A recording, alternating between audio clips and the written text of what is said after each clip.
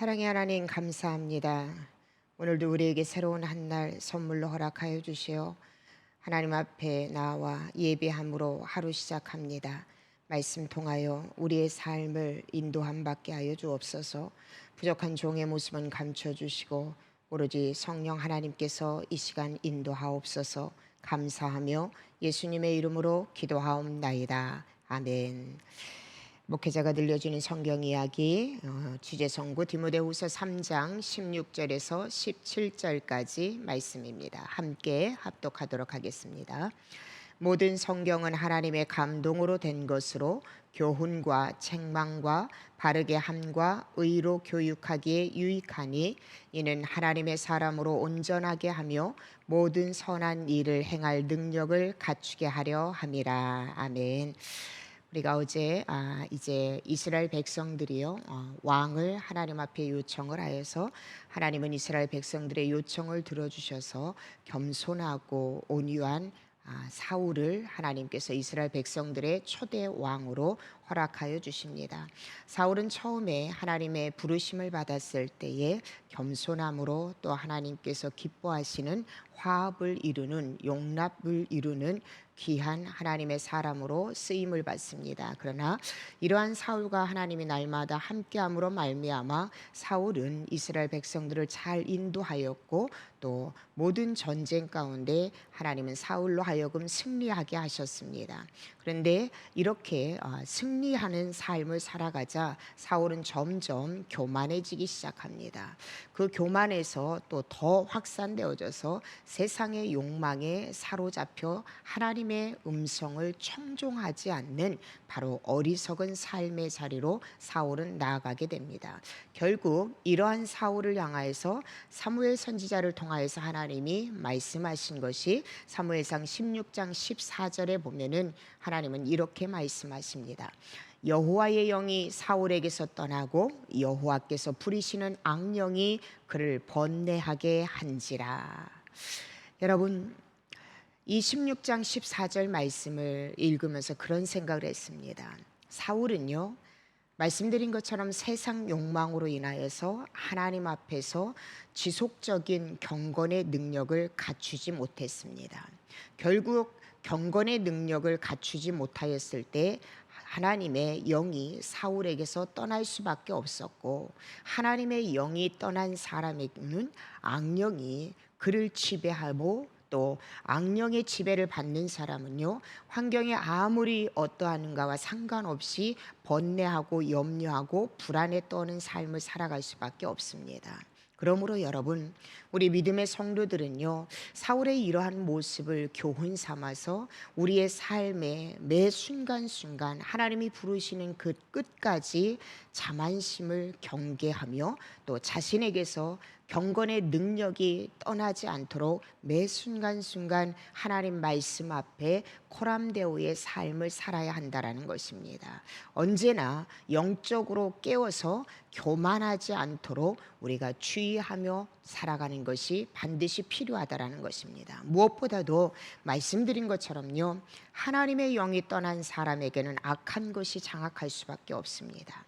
또 우리가 주의 영이 함께하는 삶을 살기 위해서는, 내가 주님과 언제나 함께하는 삶을 살기 위해서는 하나님의 말씀에 사로잡혀 살아야 되고, 하나님 앞에 매 순간순간 포커스를 맞추며 살아갈 때에 우리를 통하여서 하나님께서 일하신다라는 것을 우리는 결단코 간과해서는 안 된다라는 것입니다. 결국요, 이러한 사울을 하나님은 더 이상 사용하지 않으십니다. 그리고 이러한 사울을 통해서 이스라엘의 왕위를 이어갈 수가 없었습니다. 그래야 하나님은 사무엘 선지자를 통하여서 사울의 왕 자리가 패할 것이다 라고 말씀하십니다. 하나님은요, 한 사람, 하나님의 말씀을 청종하지 않는 사울을 하나님은요 떠나시고 이제 새로운 사람을 준비하고 계십니다.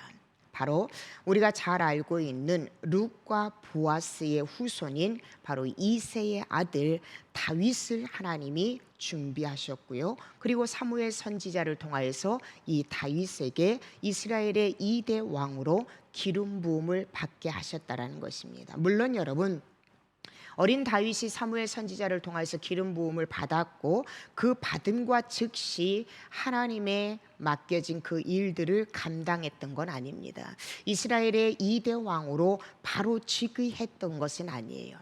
다윗이 이스라엘의 왕으로 오르기 십수년, 완전한 남북 통일의 이스라엘 왕으로 이르기는 얼추 20여 년의 시간이 지났습니다. 하나님은 이 기간을 통하여서 하나님의 때를 다윗으로 하여금 기다리게 하셨고, 또 이 기다림의 시간들을 통하여서 하나님은 다윗을 하나님의 사람으로, 또 하나님의 백성들을 인도하는 리더자로 하나님은 훈련했다라는 거예요. 저는 이러한 과정을 보면서 먼저는 하나님께 부름을 받는 사람은 과연 어떤 사람일까? 물론 사울처럼요, 겸손하고 자신의 연약함을 고백하고 인식하고 하나님의 도우심을 필요로 하는 사람을 하나님은 사용하십니다. 세상에서는요, 리더자를 뽑고 또 지도자를 뽑을 때에 외적인 조건을 그가 얼마나 소유했는가의 판가름에서 리더자와 지도자를 뽑습니다. 그리고 그런 외적인 상황, 외적인 모습을 보면서 그가 얼마나 훌륭하고 얼마나 많은 업적을 남길 것인가에 대한 기대를 갖습니다. 사무엘 선지자도, 하나님의 사람이었던 사무엘 선지자도 그랬던 것 같아요. 그래서 어쩌면은 사무엘 선지자의 눈에 다윗이 띄지는 않았습니다. 그런데 하나님은요, 이러한 사무엘 선지자를 통하여서, 그리고 오늘 사람의 외적인 모습만을 바라보면서 그 사람을 평가하고 그 사람을 우리가 훌륭하다, 그렇지 못하다라고 이야기하는 우리에게 하나님은요, 다시 한번 말씀하고 계십니다. 다윗을 하나님이 뽑으신 그 이유가 사무엘상 16장 7절에 하나님은 말씀하고 계십니다. 여호와께서 사무엘에게 이르시되 그의 용모와 키를 보지 말라. 내가 이미 그를 버렸노라. 내가 보는 것은 사람과 같이 아니하니 사람은 외모를 보거니와 나 여호와는 중심을 보느니라 하시더라.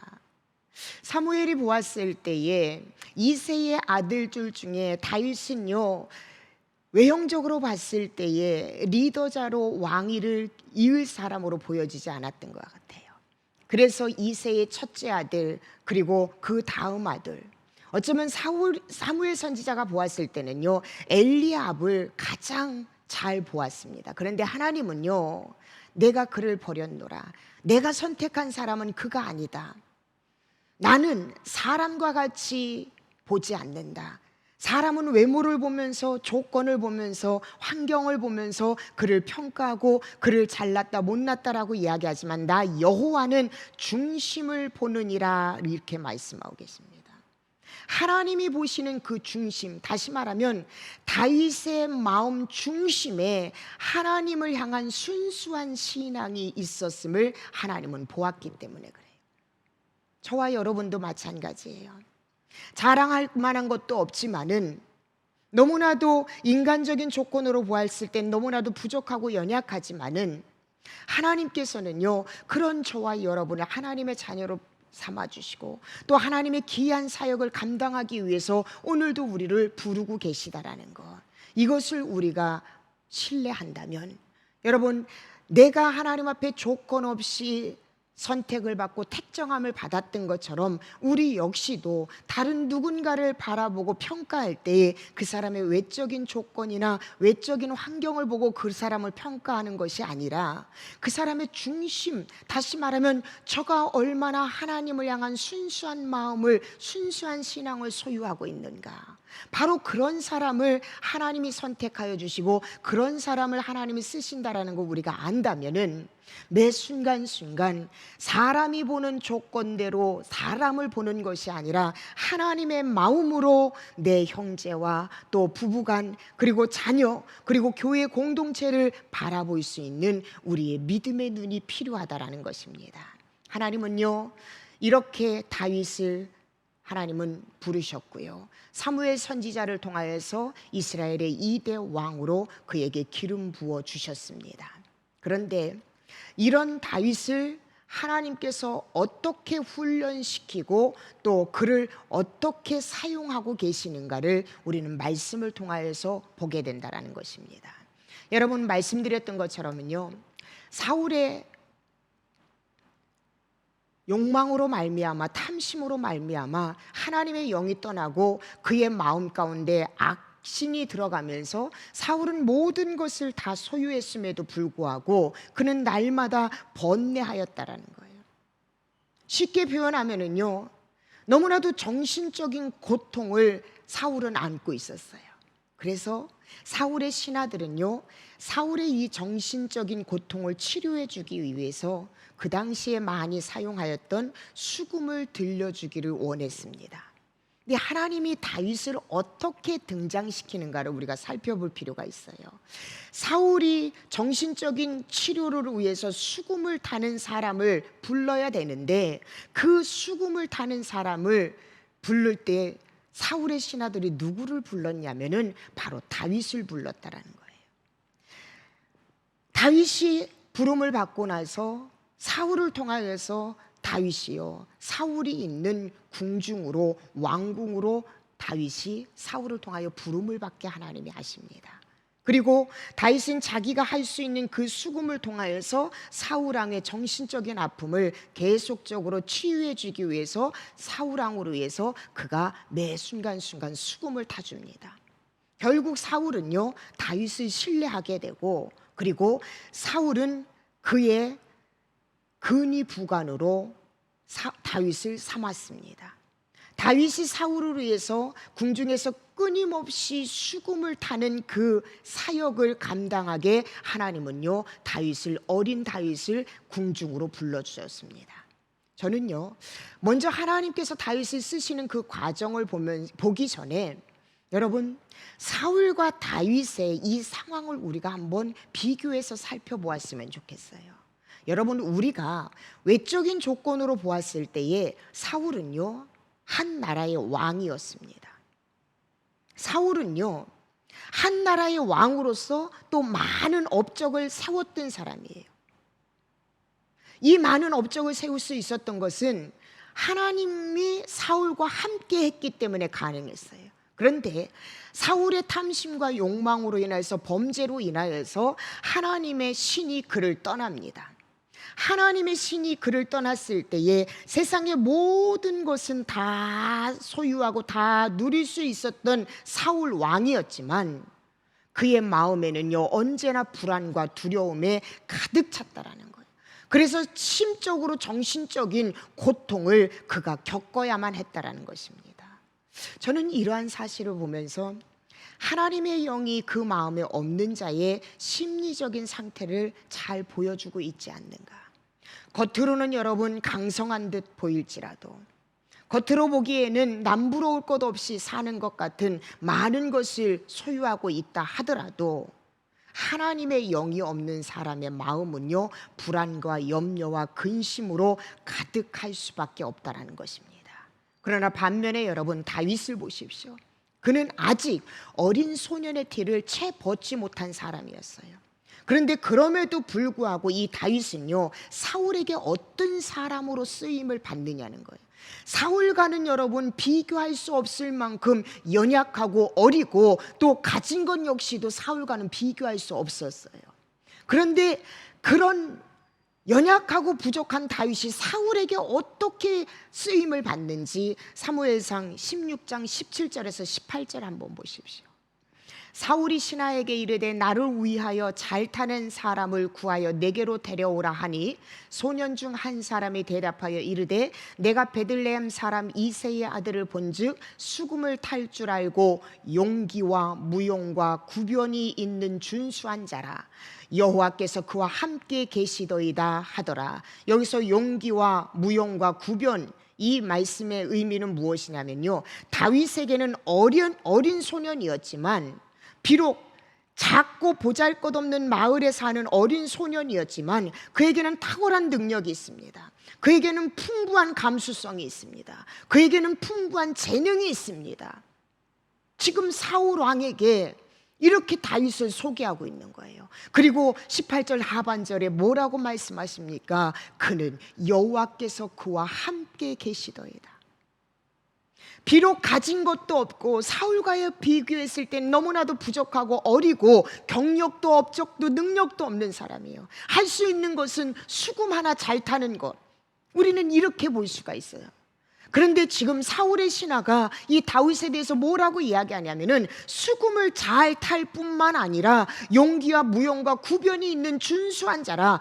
이 다윗은 탁월한 능력이 있습니다. 풍부한 감수성이 있습니다. 풍부한 재능이 있습니다. 왜? 여호와께서 그와 함께 계시더이다. 이게 믿음의 사람의 최고의 축복이에요, 여러분.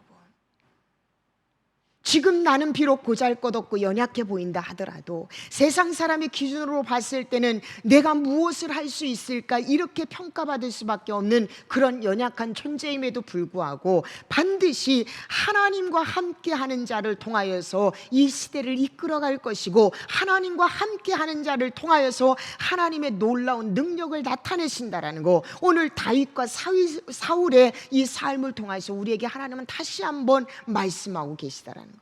여러분, 우리가 잘 알고 있는 요셉을 보세요. 그는요, 어린 나이에 형들에 의해서 애굽의 노예로 팔려갑니다.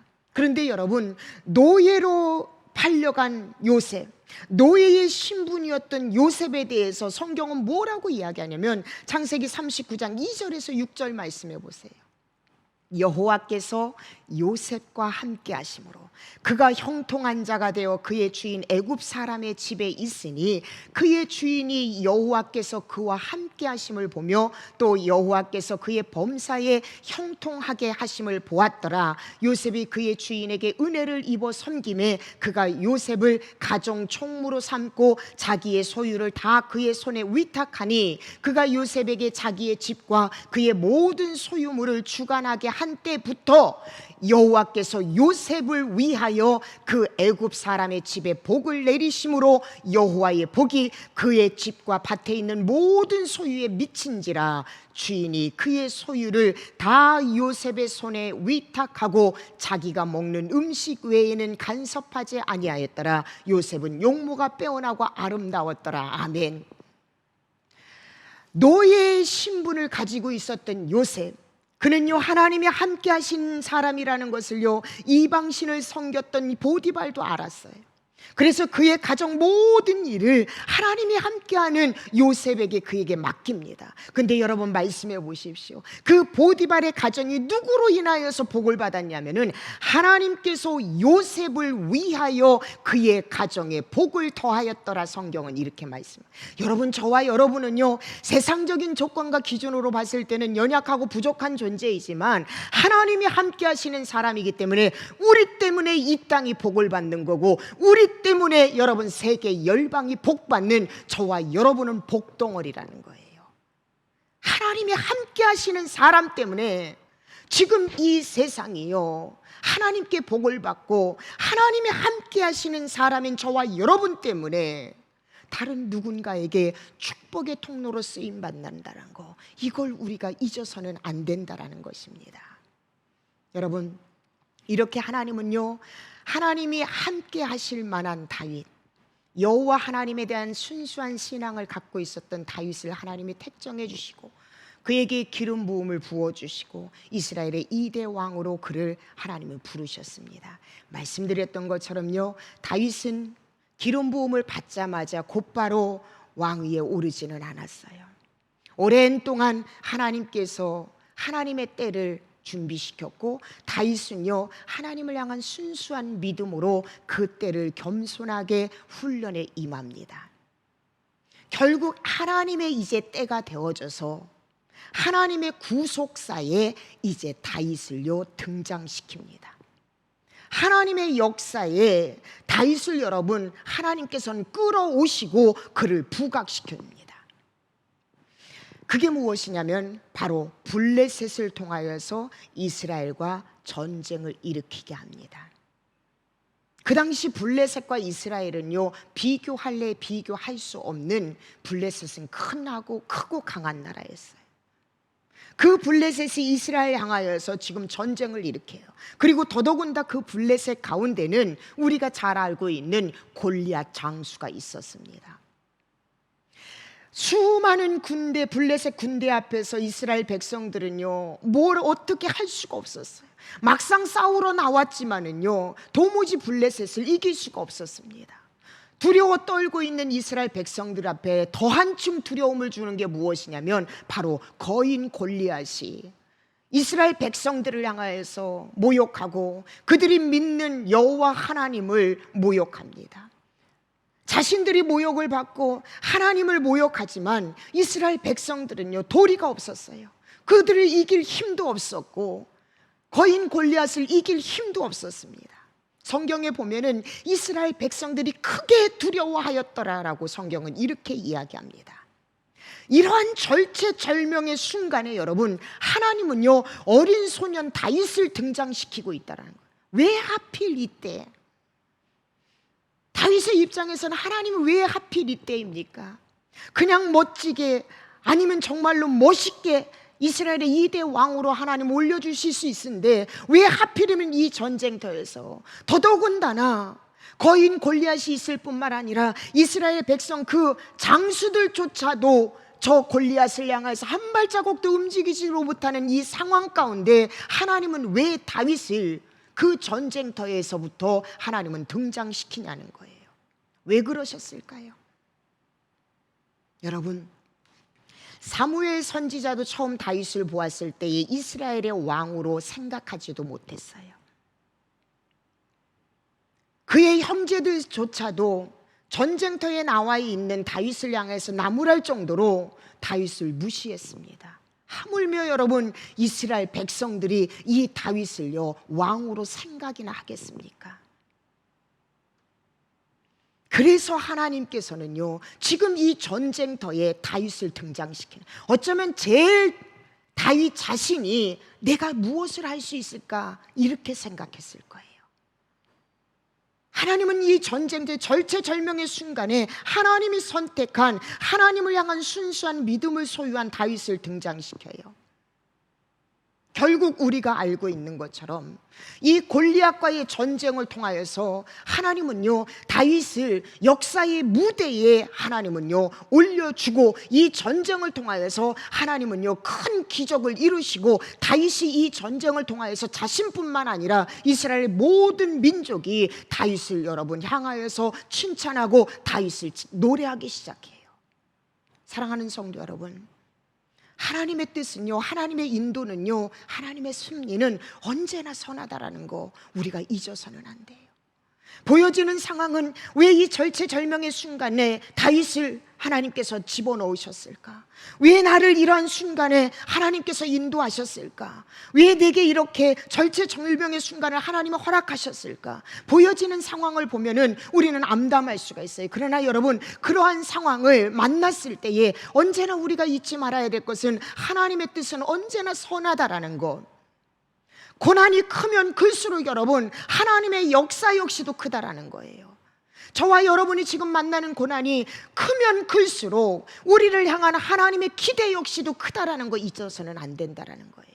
그래서 여러분, 순간순간 저와 여러분이 만나는 삶의 모든 과정을 통해서 우리는 하나님의 선한 뜻을 발견할 수 있어야 되고, 그 순간순간 만나는 삶의 모든 그 과정을 만날 때에 내가 진정으로 누구를 붙잡고 누구를 의지해야 하는가를 깨닫는 사람, 그 사람은 다윗이 골리앗과의 전쟁을 통하여서도 끝까지 하나님 붙잡았을 때 그가 승리했던 것처럼 오늘 저와 여러분들 그러한 승리의 삶을 살아갈 수 있다라는 것입니다. 전쟁터에서 골리앗의 소리를 들었던 다윗은요 거룩한 분노가 일어나기 시작합니다. 기가 막힌 것은 다윗이 골리앗 앞에 서는 것도 여러분 정말로 기적과 같은 일이었지만은, 골리앗 앞에 선 어린 다윗이 여러분 어떠한 무기를 들고 갔느냐는 우리에게 너무나도 큰 교훈을 준다라는 거예요. 사무엘상 여러분 17장 38절에서 40절 말씀 여러분 보십시오.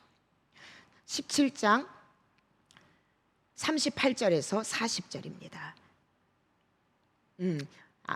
안 나왔는 것 같은데 17장 38절에서 40절에 보면은요, 다윗이 거인 골리앗 앞에 섰을 때 그의 무기는 여러분 우리가 잘 알고 있는 물매와 돌 5개만이었다라는 거예요. 거인 골리앗은요, 몸체도 좋았고 전쟁의 경험도 많았지만 그는 모든 것으로 다 무장을 했던 사람이에요.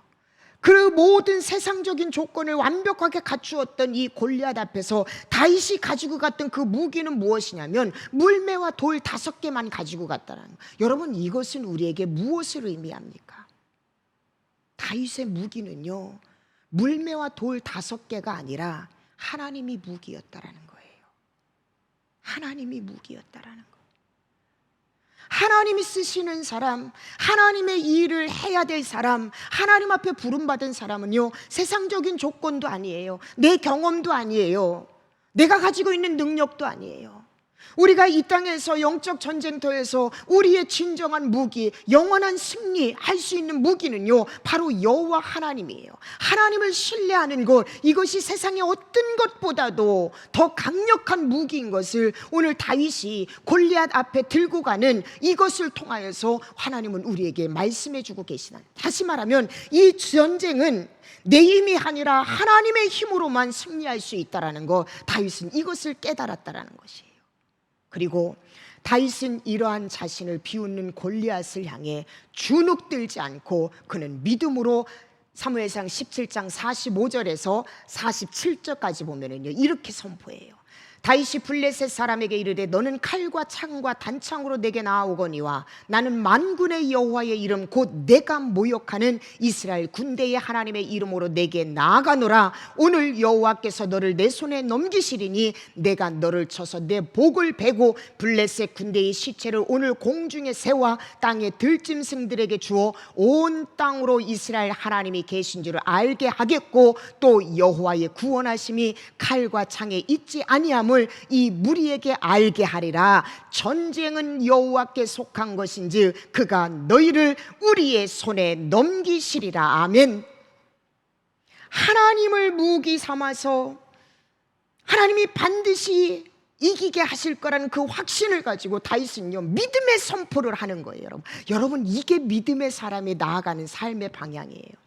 지금 당장은 내 앞에 골리앗이 있고 지금 당장은 블레셋의 모든 군대가 나를 진치고 있지만 여호와 하나님이 내 인생의 무기고 여호와 하나님이 지금 나와 함께하고 계심을 믿는다면 상황이 어떠냐와 상관없이 우리는 믿음으로 선포하는 거예요. 이 전쟁의 승과 패는 하나님 손에 있습니다. 그 하나님은 하나님이 함께하는 자에게 반드시 승리를 주실 것입니다. 우리는 이렇게 다윗처럼 믿음의 선포를 하면서 살아가는 그 삶의 태도가 필요하다는 거예요. 결국 하나님을 향한 믿음이 무기가 됐던 다윗, 상황은 바뀌지 않았지만 믿음으로 나아가는 사람에게 반드시 승리를 주실 거라는 확신으로 선포했던 다윗, 하나님은 그 다윗의 편을 들어주셨어요. 골리앗을 무찌르게 하나님은 승리로 이끌어 주셨다라는 것입니다. 사랑하는 성도 여러분, 오늘 하루 삶을 살아가면서 우리 이렇게 다윗처럼 살아갑시다. 저와 여러분의 삶이 아무리 눈앞에 골리앗이 있고 블레셋 진영이 우리의 삶을 침치고 있는 그런 막막한 삶이라 하더라도 사랑하는 성도 여러분, 하나님을 향한 순수한 믿음을 우리가 놓지 않으면 하나님은 반드시 우리를요 사용하실 것이고 또 무엇보다도 그 골리앗 앞에서 우리가 믿음을 무기로 해서 나아갈 때 하나님 앞에 상황은 바뀌지 않았어도 반드시 믿음 들고 나아가는 사람에게 승리를 주신다라는 이 확신을 가지고 한 발자국 한 발자국 용기 있게 믿음의 걸음을 행보를 할 때에 반드시 오늘 저와 여러분의 인생은 다윗처럼 승리의 삶을 거둔다라는 것, 이걸 믿으시고 오늘 주신 말씀으로 믿음의 행보를 걸어가시는 우리 성도들 되기를 주님의 이름으로 축복합니다. 기도하시겠습니다. 하나님 감사합니다. 다윗이 세상적인 기준으로 봤을 땐 부족하고 연약했지만 하나님은 세상적인 조건으로 하나님의 사람을 부르는 것이 아니라 하나님을 향한 중심, 하나님을 향한 순수한 신앙을 가지고 있었던 다윗을 하나님이 불러주시고 하나님의 때에 이르는 그 기간까지 다윗을 훈련하셨습니다.